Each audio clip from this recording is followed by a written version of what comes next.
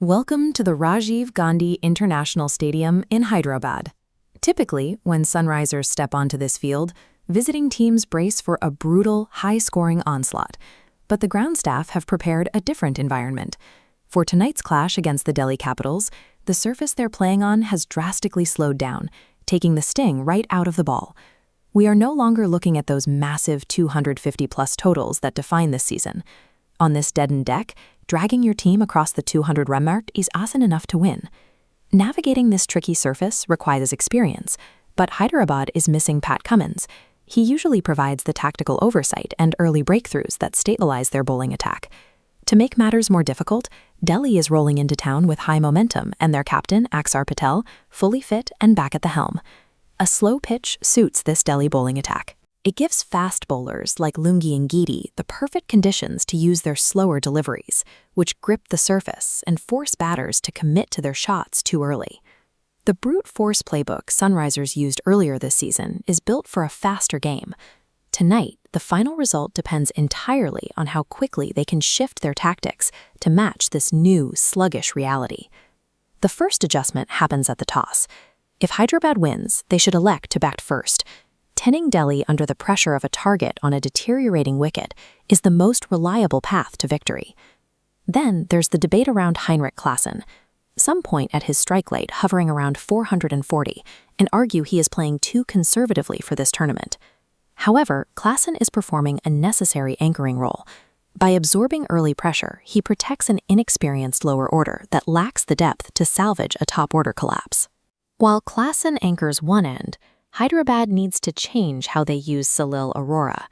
Currently, he is coming in at number 7, often arriving too late to impact the scoreboard. This chart compares Salil Arora's domestic middle-order stats against the baseline. He averages over 70, while striking well above 200. He is an elite player of spin, exactly the skill set required to neutralize Delhi's middle-overs attack if he is moved up the order. When the ball stops in the pitch, you cannot rely on your openers to simply hit through the line. Mathematically optimizing the middle order to counter spin is how you win these gritty, low-scoring contests. Hyderabad's bowlers face their own test. They have to neutralize Delhi's top order, starting with the consistent run scoring of KL Rahul. And if they get past Rahul, they still have to deal with David Miller lurking in the death overs, a batter with a track record of stealing tight games. To contain them, Hyderabad must deploy Shivan Kumar, who weaponizes deception through his delivery speeds. This trajectory map shows how that deception works. Kumar's standard delivery comes in around 90 kilometers per hour, but his wicket-taking delivery drops to 85.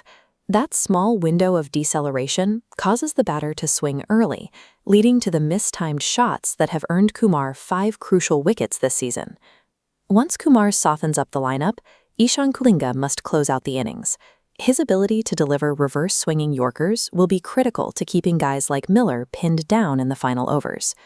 Bowling with pure speed on this surface will only help the batter. Taking wickets tonight relies on optical illusions and pinpoint trajectory control. Surviving a sluggish, unpredictable environment requires extreme tactical patience under pressure.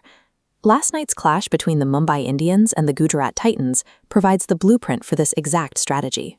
Mumbai was struggling, losing 3 quick wickets inside the power play on a highly uneven, hostile pitch. That was the exact high-pressure situation Tilak Varma walked into. This timeline shows how Varma handled the tricky surface.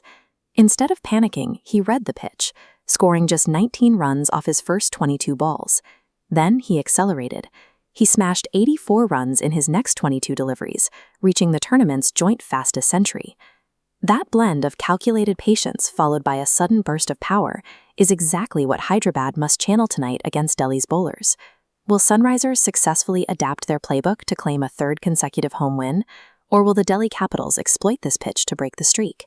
Let me know your predictions below.